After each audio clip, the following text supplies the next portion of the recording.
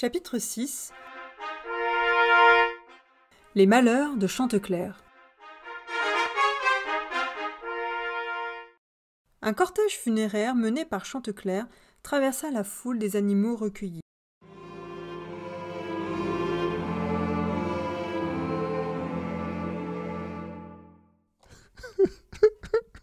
Chanteclair marchait le premier, la crête basse et les ailes pendantes.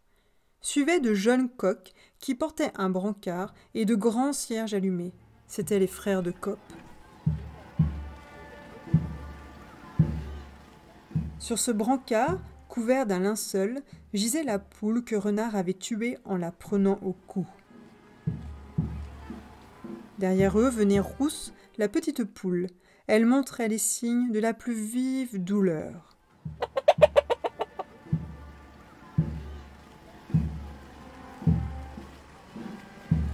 « Mais qu'est-ce que tout cela ?» fit le roi en allant au-devant de cette lugubre procession. Chanteclair s'avança au milieu de la cour et dit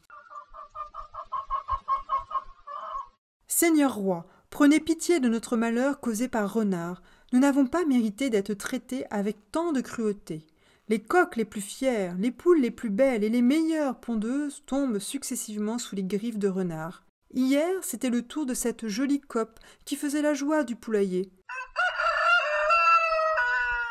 Je marchais fier avec 8 jeunes fils et 7 jeunes filles que ma femme m'avait données d'une seule couvée. Ils étaient tous gras et forts. On se promenait dans notre beau parc entouré d'un mur, devant une grange défendue par plusieurs chiens prêts à sauter sur tout agresseur. Combien de fois ce méchant Renard tourna-t-il autour du mur ?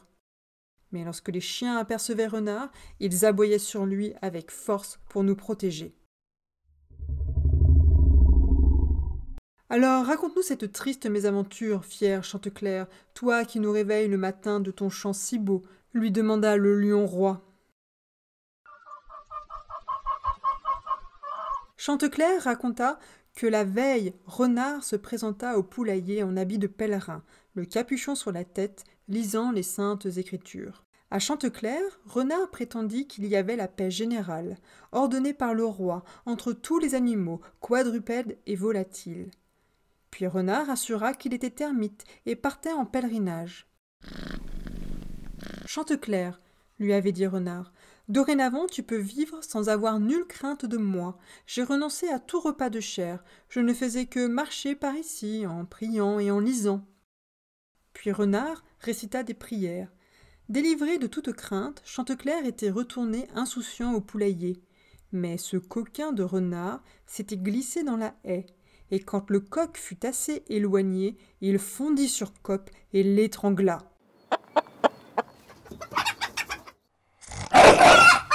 Averti par le cri de la poule, Chanteclair arriva trop tard pour lui sauver la vie. Avec les chiens, il réussit juste à soustraire le corps de la poule à la voracité du bandit.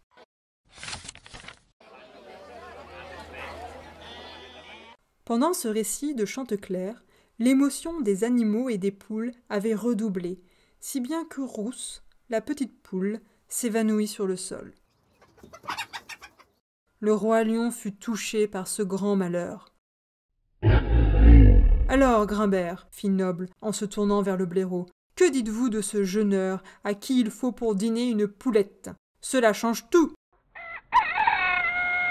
Sire, reprit Chanteclair, défendez-nous contre Renard, ayez pitié de nous. Renard nous tend ses pièges jour et nuit. Ainsi, Renard verra comment je sais punir, assura le lion. Quant à vous, mon cher Chanteclair, allons porter le corps de votre poule en terre, puis elle sera vengée. Vivement ému, Noble poussa un rugissement tel que toutes les bêtes frémirent d'épouvante. D'ailleurs, Couard, le jeune lièvre, eut si peur qu'il en trembla pendant 3 jours.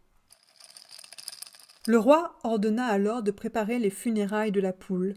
On l'enterra à l'ombre d'un tilleul.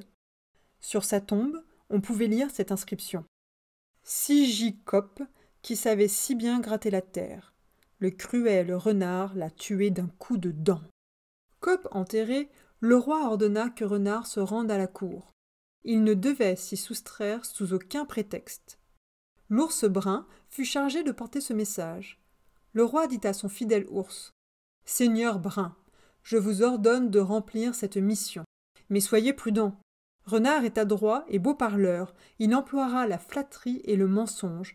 Il vous trompera s'il le peut par de douces paroles. Plus il flatte, plus il est dangereux. Et prenez garde qu'il ne vous échappe. »« Sire, n'ayez nul souci, » répondit l'ours d'un ton plein d'assurance. « Je suis très fort. Je ne crains pas plus ses paroles que ses coups. Ne vous inquiétez pas à mon sujet. » À ces mots, l'ours prit congé pour se rendre chez Renard, sans savoir ce qui l'attendait.